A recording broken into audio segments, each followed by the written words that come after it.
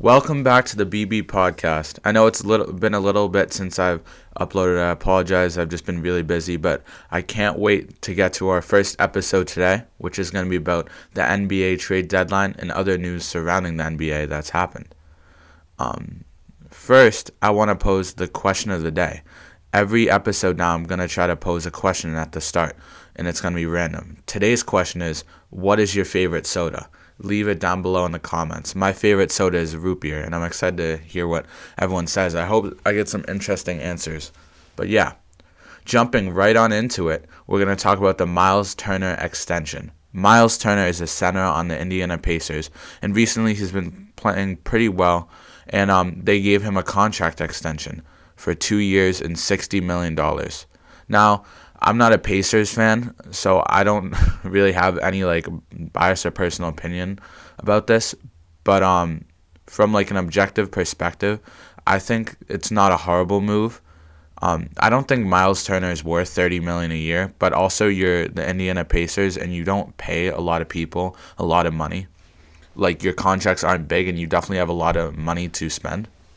And it's not like you're having him under contract for 4 years. So if next year he starts doing really bad, then you got 3 more years of that contract. It's only 2 years. So worst comes to worst, he doesn't do that great and it's only for 2 years and then you're out of it.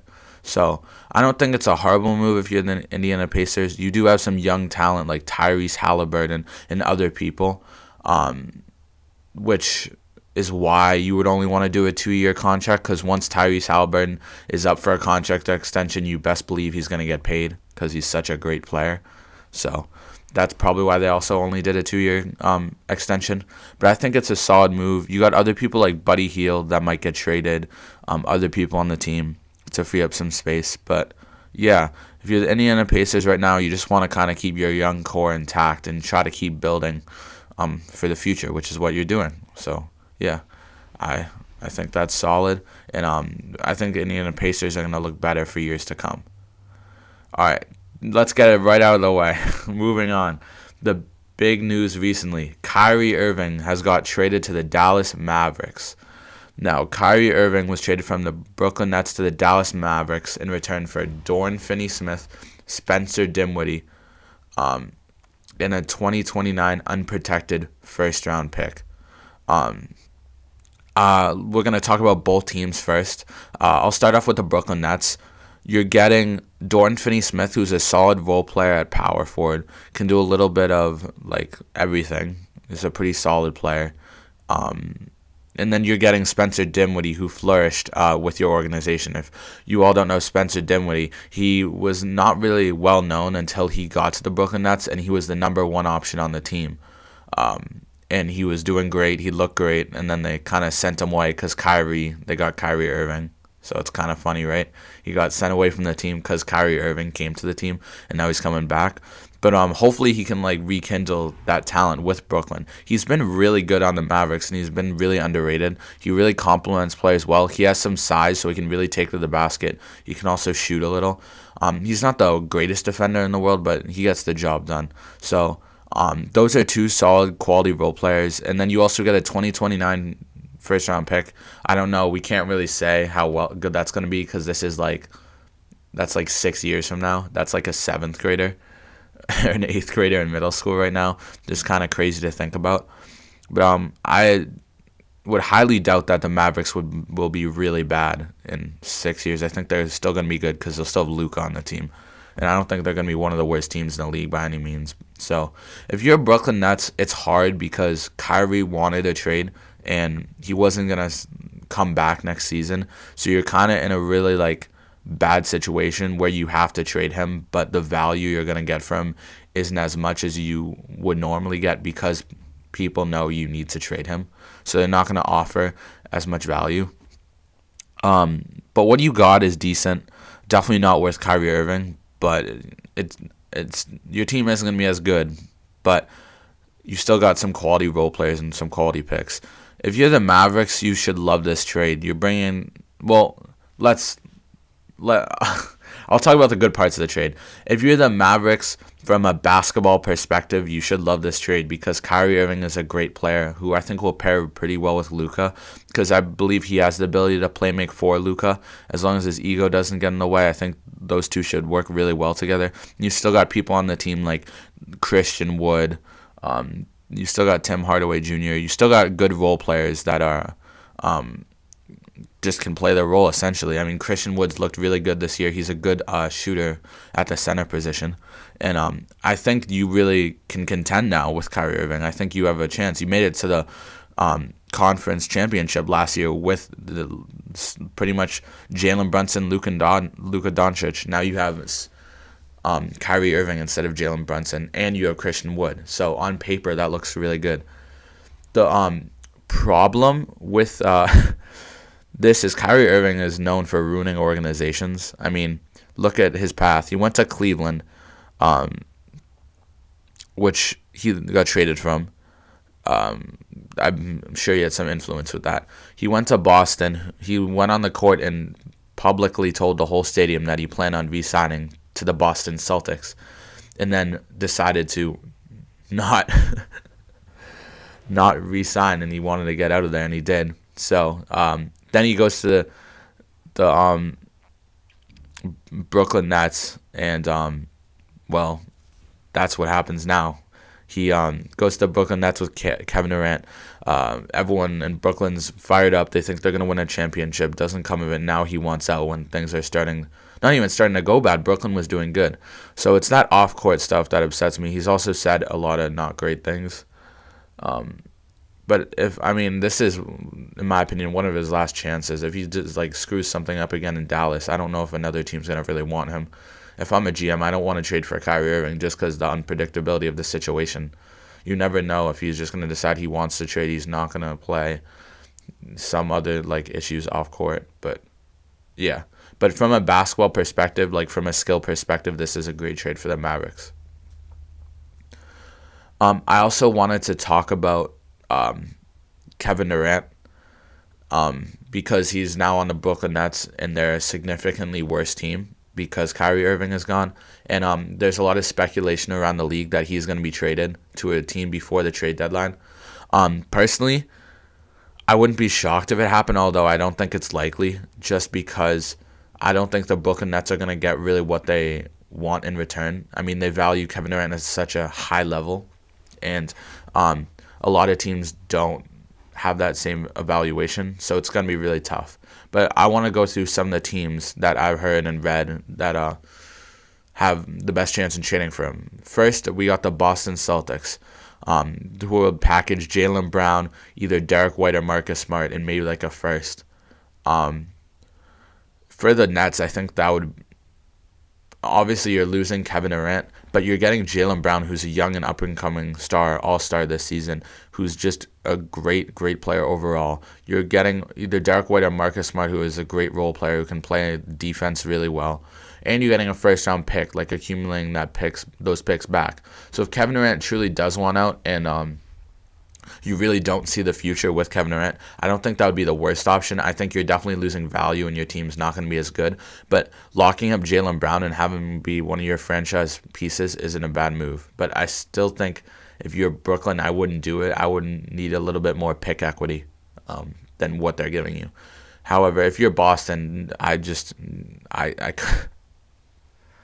Brad Stevens is a GM over in Boston. If he does this trade, I would fire him if I was the owner. Because you're the 1 seed right now. You're playing great basketball. Why do you want to blow up the whole team? You just created the whole what's working for you. It's been working so well. You're the 1 seed. You've been winning games. Your offense is great. Your defense is great. Why trade for a 34-year-old Kevin Durant who probably will only be there for 3 more years, in which you might be able to win a championship, maybe, and give up your whole give up Jaylen Brown who's the second best player on the team right now and is really young, is only going to get better, and a really good role player. I just don't get it if you're the Boston Celtics why you would even consider this. I don't get it at all. So I hope the Celtics don't do it. I mean, my family is a big fans of the Celtics, and I don't want them to do bad. So, if you're the Celtics, just don't do it. That's what I have to say. The Raptors are another team that could look for Kevin Durant. They could be offering Pascal Siakam and maybe a pick for KD, maybe 2 picks, or Fred VanVleet and OG Anunoby with like 2 picks, a pick or two. If you're the Nets, getting a person like Pascal Siakam is a great idea. I would happily trade Kevin Durant for Pascal and a pick. Because Pascal Siakam is one of those players who's going to be good for a while. I don't think he can be the number one on a championship team, but he's a great piece to build around if you're the Brooklyn Nets, and he's going to be there for years to come. If you're Brooklyn right now, Kevin Durant, you're not going to win a championship with Kevin Durant in the next 3 years, so you really got to be looking for those young pieces. And I think Pascal definitely does that. Yeah. Freddie and OG Anunoby, I don't think you can do that. I don't think if you're the Brooklyn Nets, I think you would need like 3 or 4 first-round picks to consider that because they're just going to make your team significantly worse. Fred VanVleet seems like he's getting worse.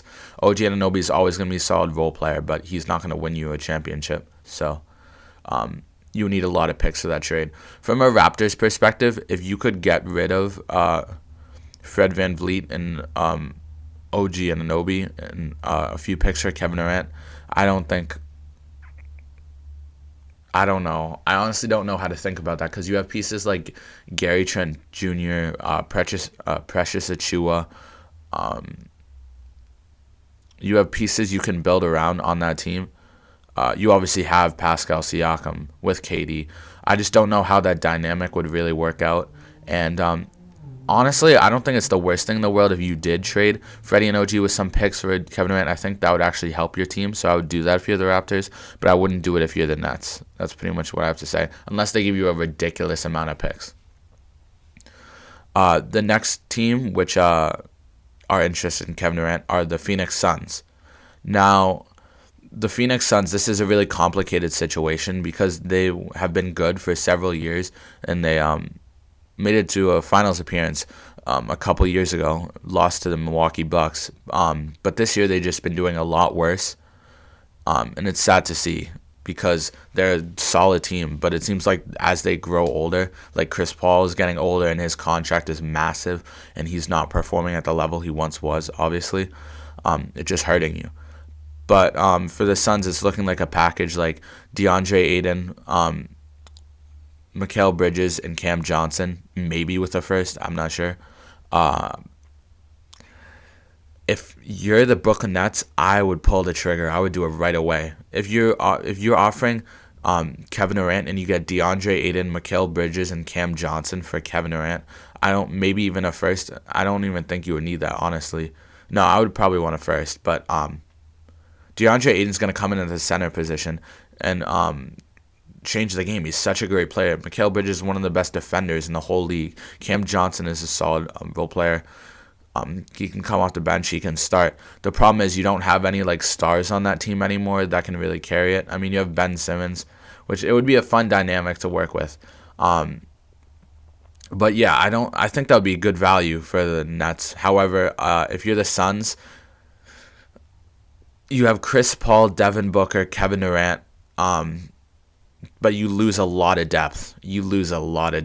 So it's risky. It's honestly what the Phoenix Suns want to do. If they do that trade, they're making the decision that they want to win now. They don't really care about the future, which a lot of teams ended up doing. So that's really the question I want to pose. The problem I have with the Nets organization now is before the Kevin Durant, Kyrie Irving era, which seems like it's ending right now, they had a lot of great young talent like Jared Allen, Karis LeVert, as I said before, Spencer Dinwiddie, D'Angelo Russell, all these players that were only going to improve and get better. Now they're all gone because they went with this Kyrie Irving and Kevin Durant. They tried to win right now, and they thought they had a great team that could win for years to come, but it's blown up in their face. And now they're trying to kind of reaccumulate picks. They're trying to get young players, role players, to come in and help the team, which is kind of what they had before, but it's not the same. They had such a great core, and they broke it up. And it's so sad to see because I didn't watch much of them, but I remember going to a game, actually, Celtics versus Nets, and it was one of the best games I've been to. I mean, it was so awesome seeing the Nets play. Like, Dinwiddie was great, and it was really fun watching them play. And it's just sad to see that core is broken up. But yeah, the last team I have here that would be interested in Kevin Durant. I'm sure a lot of more teams are interested in Kevin Durant, but these were the ones I thought were the most realistic. Was the Miami Heat. So it would be Tyler Hero, Kyle Lowry, and maybe some first. It would probably be like have to be, I don't know, 1, 2, 3 first. But if you're the Brooklyn Nets, this is not a good trade. You're getting Tyler Hero, who, in my opinion, will never be an all-star. It's just a matter of like opinion. He might be an all-star, borderline all-star. He might make it once or twice, but I don't think he's really gonna ever reach that peak of like greatness, like dominant throughout the league. I think he's just gonna be a great player in the league. Kyle Lowry's just getting older just to match the contracts, so he's not going to really help you a ton. The first round picks you're reaccumulating, but then you're going full on rebuild if you do this. And if you're the Brooklyn Nets, I really don't think you want to try to rebuild right now. I think you want to try to like retool. So I don't think this is a good trade for the Nets. If you're the Heat, do this 100 times out of 10. You need to win now. I mean, you don't necessarily need to win now, but like, you want to win now. Jimmy Butler's getting older. The dynamic of Jimmy Butler and Kevin Durant would be really interesting. You have Bam Adebayo over there still.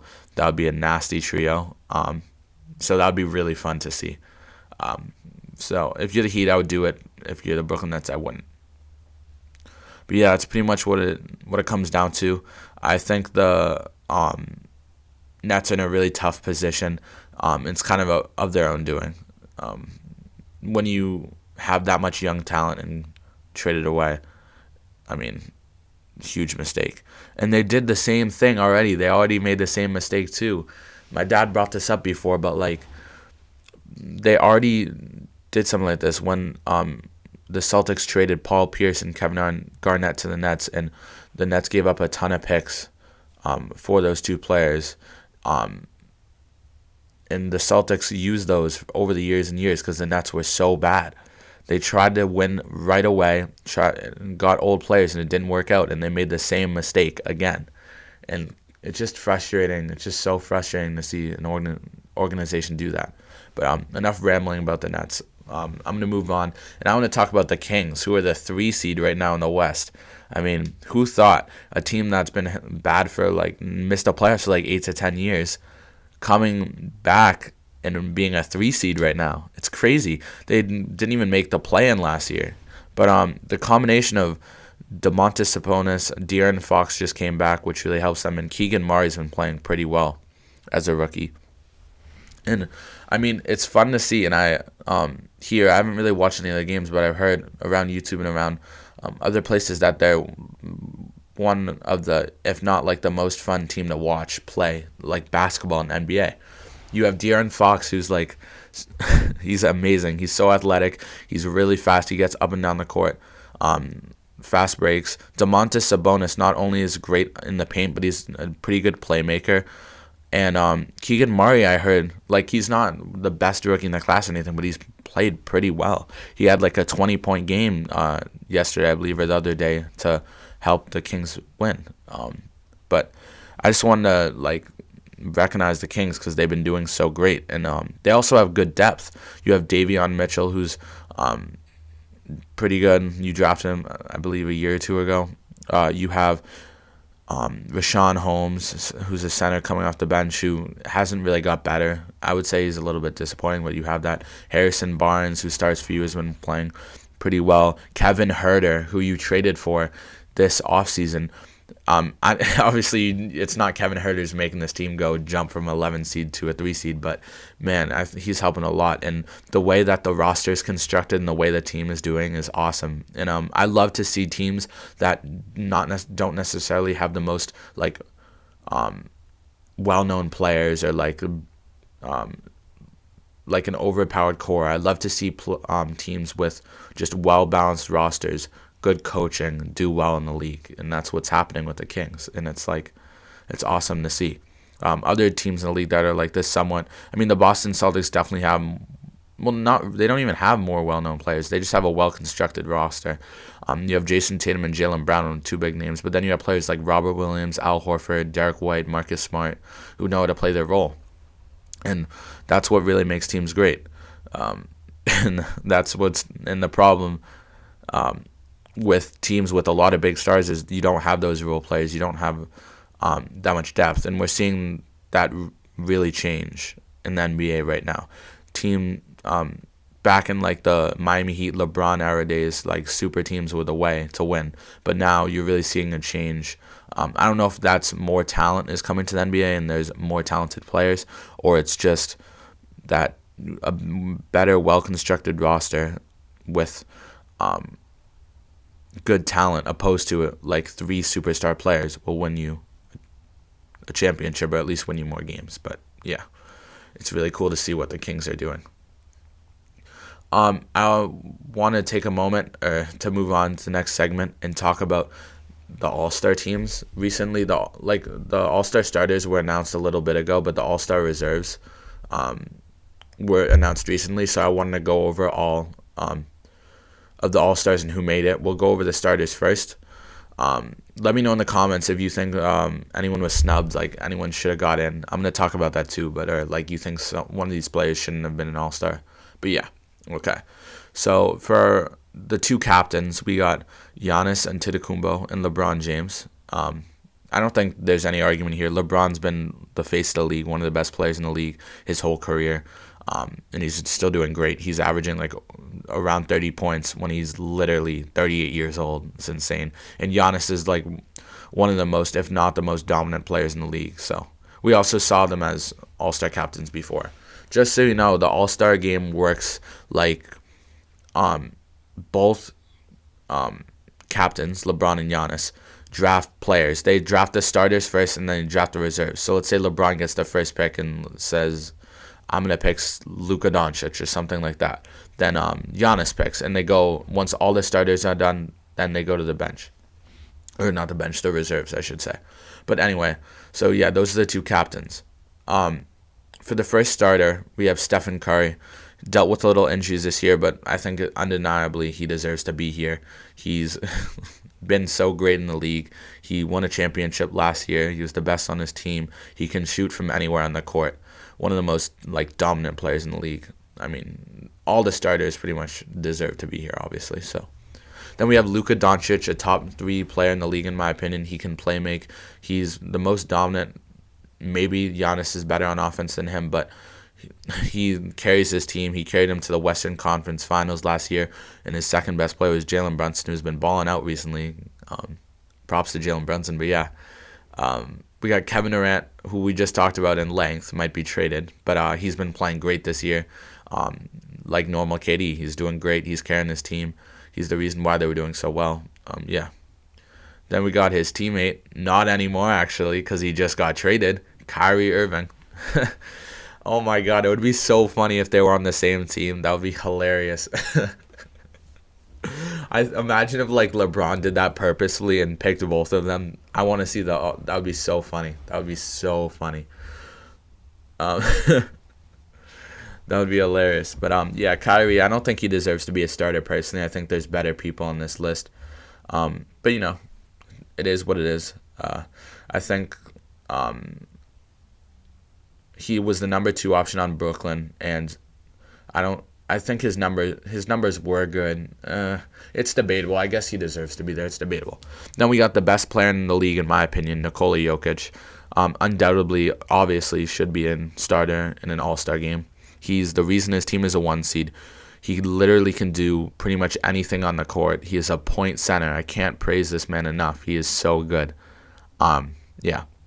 Then we got Donovan Mitchell, Mr. 71-point game, Spida, who's been doing really well. And it seems like he's a great leader on the team too. And he's really working with the Cavaliers. And a lot of people thought it might not work.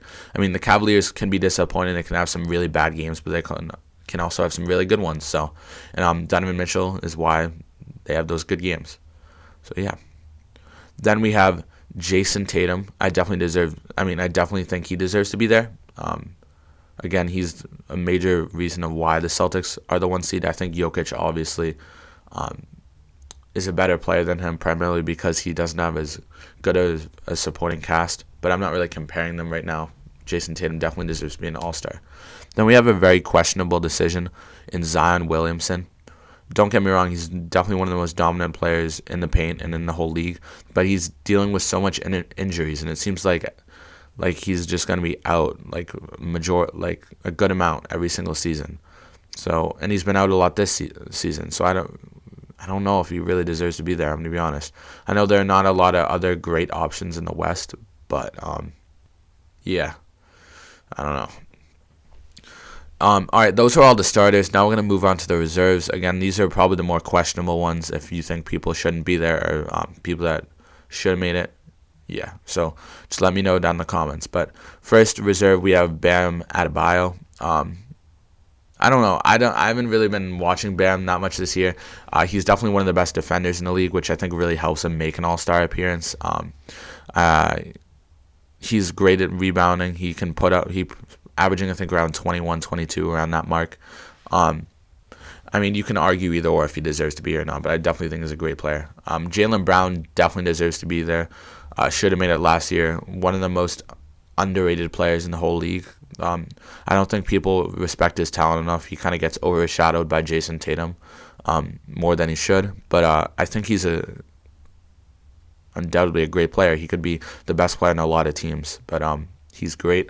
Love watching him play, and I love his intensity.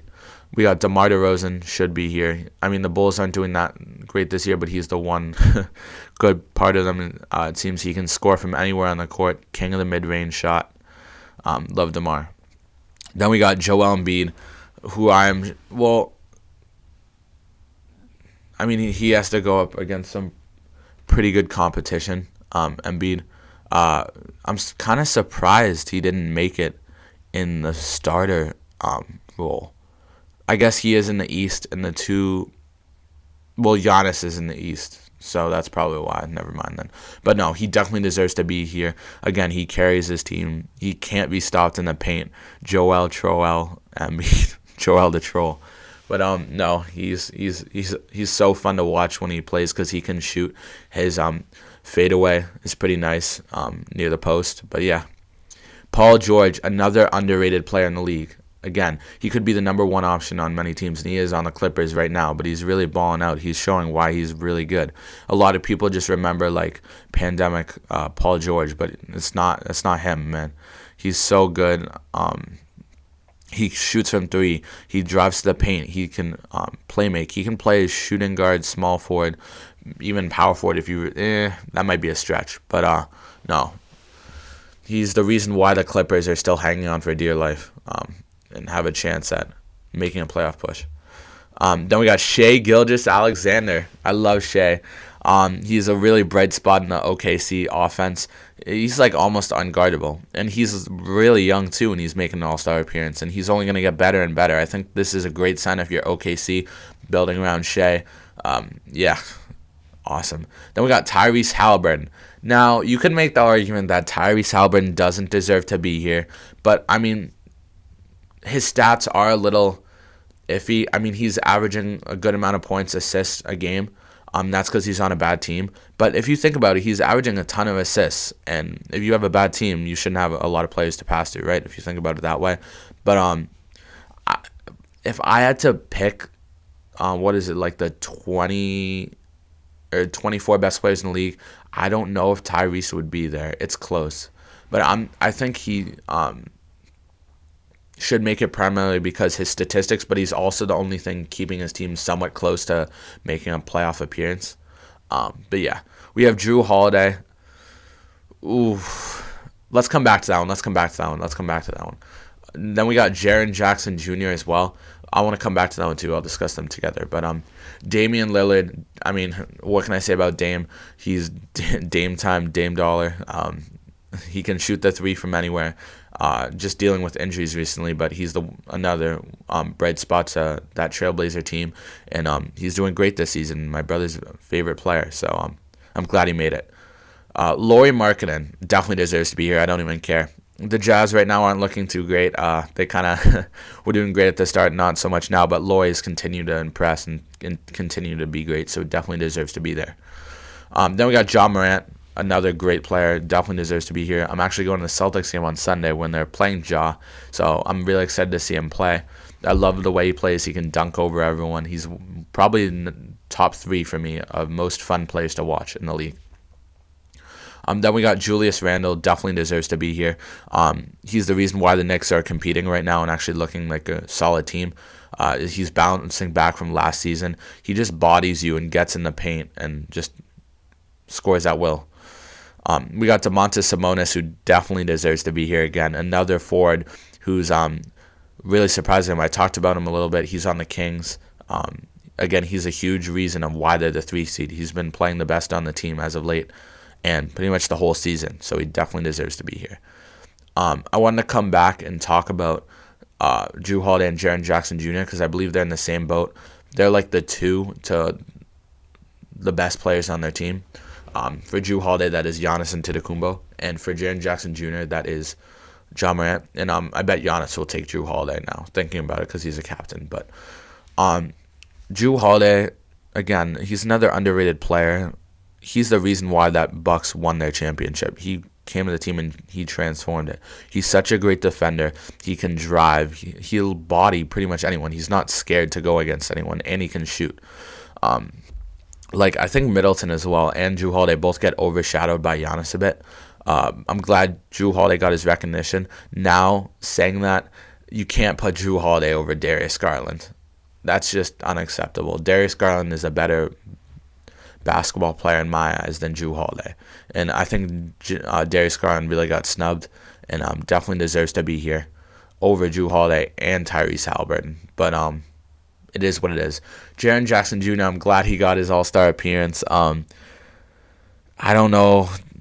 I'm trying to think of centers in the West off the top of my head that would beat him. I would need to research it up. But Jaren Jackson Jr. is one of the best defenders in the league, and I really think defenders don't really get as much recognition in these All-Star games. And that's why I love that Jaren's here. Because defense is such an important part of basketball. Like, no one in the NBA plays defense, but the players that really do really make a difference and help their team and in a defensive aspect. And Jaren Jackson Jr. also helps the Grizzlies a lot on offense. So I'm really glad he's here, and I definitely think he deserves it. Who do I think is going to win out of the captains? That's another question I want to pose. And I got to go with my man Bron. I got to go with Bron. He's undefeated in these games. I think he's just a better drafter than these other players, which is funny because he's not a great GM. But regardless, I don't really know how it's going to go. If I'm LeBron, this is an all-star game. No one plays defense. You want to look for the people who are going to make cool plays. So I would probably go... I think Luka and Kyrie are going to go 1 and 2. Maybe KD there. If this was a regular team I was building, I would take Jokic, number 1, undoubtedly. Well, it depends who you're being with, right? I would probably go Luka with Giannis and Luka with Bron because they can both play make. But we're not building a team. We're just building an all-star game. So, and I think a player in the reserves that's really going to kind of show out is going to be Ja Morant, Shai Gilgeous-Alexander, and Joel Embiid. I think those are probably the 3 best there. But I think it's going to be really interesting. I hope I'll be able to watch it. I'll see. I like watching the competitions more, though. The competitions are really fun. But yeah. So that's pretty much it for the All-Star game. But moving on, I wanted to talk about my favorite team. This is the last thing I'm going to talk about. The Los Angeles Lakers. In my disappointment with them. I watched the whole game the other day. They were playing the Pelicans with who are missing Zion Williamson, their best player, who's an all-star starter. Don't get me wrong, they still have a good team. They have Brandon Ingram, CJ McCollum, Herb Jones, Jonas Valanciunas. They still have a lot of good pieces. Vontae Graham coming off the bench, but it's just really disappointing, man. Trey Murphy's on the team too. They were on an 11-game losing streak, the Pelicans. They're a 10-game, and then they beat the Lakers. The Lakers, first and second quarter, were looking great. They were feeding AD in the paint, who was just scoring at will. And then when he was getting double, he was dishing it out, and we were taking the basket, doing good. We were hitting our threes here and there. Something switched after halftime. We just decided we're going to take threes all the time. It's insane because the Lakers are one of the worst, probably the worst three-point shooting team in the whole league. And they just decided we're going to shoot threes in the second half, and I don't really get it at all. I mean, maybe it's Willie Green, who's the coach of the Pelicans' defensive scheme, but I honestly doubt it. you got to stick with what works. I remember one play, LeBron has one-on-one with someone, he can easily take the basket, shoots a three. What? Obviously bricks it, and then we get the rebound, pass it out to Joy Brown Jr., who fades away in the corner for a three, misses it, Pelicans get the rebound. Like, what are we doing? And Darvin Ham, who's the coach of the Lakers, has to do a better job. This is unacceptable. If I'm the coach of the Lakers and someone who I know can't shoot shoots a three when there's a better option available, I'm taking him out of the game. Like, come on. It's ridiculous to see all these players who can't shoot take threes. When we had, it's not like we were down by 30. We were literally winning the game by like 10 at halftime. Made like 6, and we were doing really well feeding into AD and keep like dishing it and finding the open person, scoring a lot of layups. But we just stopped. And it's so frustrating to see. I mean, you watch the whole game, and then they just blow it at the end like they always do. And it's just annoying to be a Lakers. Annoying. And now LeBron's really upset because Kyrie didn't get traded to the Lakers. And I think this could just all blow up in our face, the Lakers right now. Our one hope is we either flip Russ by the trade deadline, or we sign some quality NBA players with the money we get freed from Russ in the offseason. But, man, it is really disappointing out here. We might not even make the play-in again. It's ridiculous. The talent we have right in our team, we should definitely be able to make the play-in. I can't stress enough how aggravating this is. Hopefully we have our players back, we can do good. Hopefully when LeBron beats Kareem's record, he'll be more happy than it seems like he is now, and we'll start winning games. But I know that's just, it could be just optimism. That's not going to really happen. We have I believe the Lakers are playing the Oklahoma City Thunder tomorrow, and Anthony Davis and LeBron James are both questionable. I hope they do play in the game so we can actually win, because we need a win right now. And I think they play I want to say the Grizzlies or some team, I'm not 100% sure, on Thursday. And LeBron will break the record on Thursday, I believe, because he needs like 38 points, 40 points to break the record, and I don't think he's going to do that because he hasn't really been putting up that amount of points consistently recently, especially with AD back, but we'll see. I mean, I'm definitely going to watch the game so I can see LeBron break the record, but I just hope they win, man. That's my number one want. I'm a Lakers fan, and I mean, at the end of the day, when your team's not doing good, you're upset, but you also want them to do better, right? And when you see them win games, it's really exciting. I haven't seen them win many games, I'll tell you that. I mean, I don't really get I can't get local, so I can only watch the Lakers when they're on TNT, ESPN, those things. And that's rare. I've only seen them win once, and that was against the Bucks. And it was awesome because everyone was doubting them, saying they couldn't win. I was rooting from the whole game. They did it. It was so awesome to see. But then they lose to these scrub teams. The Pelicans are a good team. I predicted them to make the conference finals, and they would if Zion would actually play, but he's always injured. But Pelicans are a good team, but they don't have their best player, so I consider them not so great without their best player, and I think the Lakers should have won that game. But just as an NBA fan, it's exciting to see these certain players blossom, like Lauri Markkanen and other people. And I'm just loving watching the NBA, following the NBA. Just not happy with the Lakers. Although one good point of the Lakers is Rui Hachimura. I know he's not putting up crazy numbers, but the glimpses I see of him look really good, and he's doing really well. I would say the major problem with our team is the three-point shooting, but also I don't think Russell Westbrook. I think it's over. He makes too many stupid turnovers all the time. It's like it wasn't him on one point, but I remember at the end of the game we were down by I want to say 5 or 6, and we had a fast break, 12 seconds left. There's person has the ball right here. Pretend this is the court, right? They have the ball in the middle, and then there's 2 people on the sides cutting in on the Lakers. They literally threw it into the defender's hand. They had an easy layup. They just threw it right into the hand. I think it was Schroeder or something. But it's just funny. I know I laugh at it now, but it is a little aggravating when you're watching the game. But yeah, that's pretty much all I have to say about the Lakers. I think oh, sorry, one more thing. Patrick Beverley. I love Patrick Beverley lately. He seems like he's clutch every time we need him to be clutch. But yeah. That's about it. So yeah, that wraps up the episode. Thank you again for tuning in and your continued support. I definitely will have a video up before the Super Bowl talking about the NFL and giving my Super Bowl predictions and just NFL news moving forward, some like trade rumors and stuff like that. Once again, the question of the day was, what is your favorite soda? So leave that down in the comments. And thank you so much for tuning in. I hope you have a great day. Thank you so much.